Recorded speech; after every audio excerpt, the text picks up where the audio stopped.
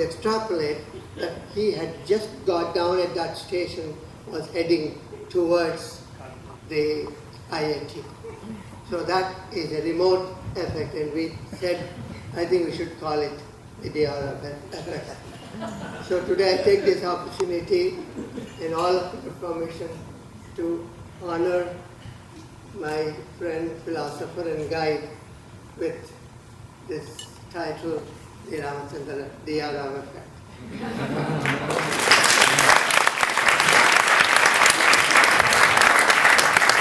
Thanks, Madhavana. Is there any, but come on.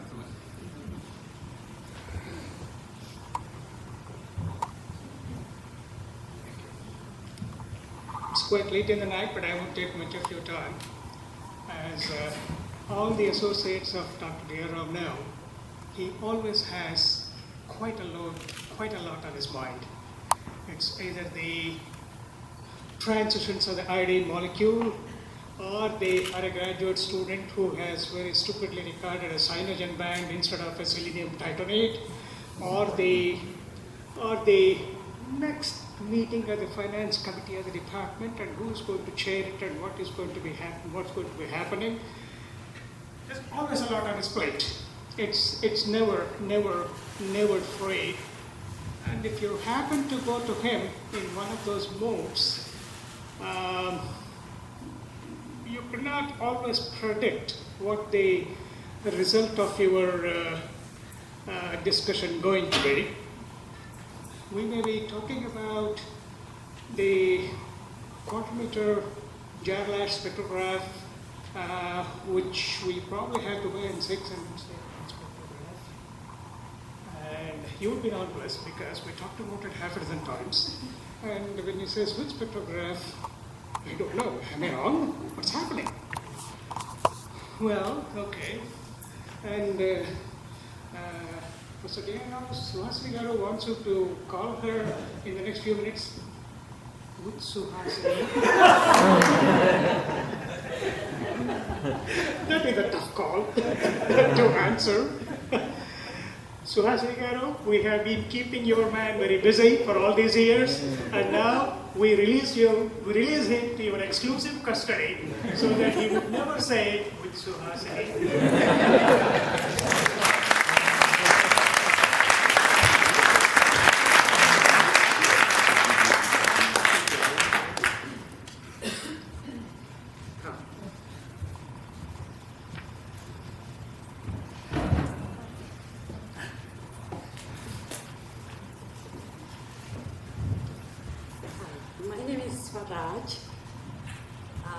So far, I think whoever talked was associated with Dr. Diarao in the professional world. Probably I'm the only one now talking about him who had no science knowledge, nothing to do with science, but I have known him for 33 years. To be precise, 33 years ago, at that time, my fiancé and now my husband, Sivaram Aripalli, took me to their house in the month of July, that is this month, and introduced me to this couple, Suhasini Garu and Diarao. From that time, I went to their house several times while I was at IIT. I always seen him with a smile on his face. And I used to talk to him like I talk to anybody else. But for his students, it was not acceptable, especially a good friend of ours sitting in this audience today. One day we went to their house, all of us used to go as a group, and Suhasini Garu used to feed us with her lovely cookies. And in those days, 74 time period, there was an Indian actress who was very famous. My husband used to like, and so did probably every man India at that time. So when I went to their house, they closed the door behind me after we all entered, and I saw the picture of this actress stuck behind the door. So I immediately said, "Oh, you also like her?" So our friend got very upset because I'm not supposed to be talking to him like that. So he said, "Why did you talk to him like that? You are not supposed to." But I looked at him, he still had the same smile, he was not upset with me. I was very young at that time. And 33 years I have been wanting to ask 3 people in that family, Suhasini Garu, Satish and Lakshmi. Does he ever get mad at any one of you? If he does, how does he look? And what does he say? You might share this with me after this meeting or sometime whenever you want to, but I still want to know. And 33 years we have been, or both of them have been supporting us in so many ways, and they had been there for us in good times, in times of crisis. We are very thankful to both of them, and we wish them all the best. Happy birthday, happy retirement, and good health and long life. And be with us and share with your happiness with us. Thank you.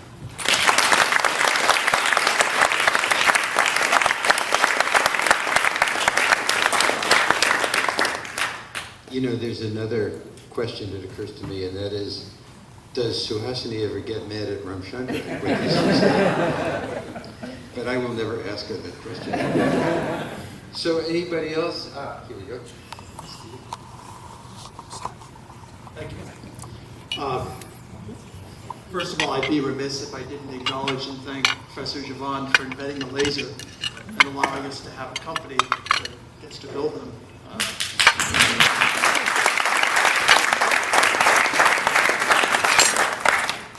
So I'm in possession, a unique position as a vendor. I possess the entire playbook of all the secrets to how to get the best price from a vendor. I would share this with you, but alas, I see time is short. And so I thought I'd pass one little anecdote of what it's like to be on the other side of the table from Ramachandra when you find out that you're going to win an order.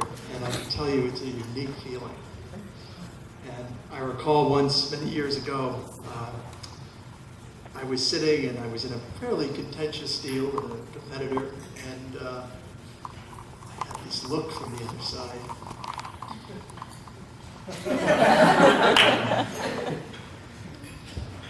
So, yesterday your competitor sat in your chair.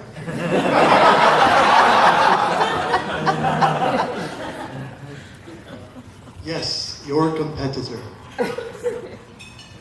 The one for whom, when his mouth opens, lies come out. And even I was intelligent enough to realize that things were going pretty well. On a more serious note, honestly, the greatest gift I think I ever got from Ramachandra had nothing to do with money. I was a young man of 30 when I took over this territory many years ago. We were working on a problem with Spec Lab, fairly involved complex laser system, and we were a lot of technical discussion. And the conversation broke, and I paraphrase, I couldn't really remember the exact words, but in short, he said, you know, a young man of your age must learn to balance work and family. And I'm blessed with 2 twin girls who are 10 years old now, and I took that to heart, and I consider that in many ways the greatest thing I got from him, and I hope I've lived up to that to some degree. I had the pleasure of having lunch with you and my girls this summer, as you know, and I hope I've fulfilled a little bit of that request you made. Thank you very much.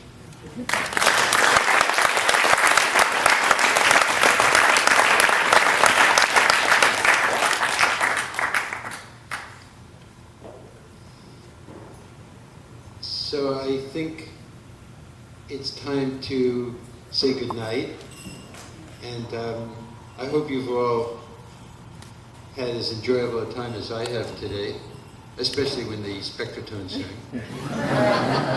And I hope to see you all again many times. So thank you for coming.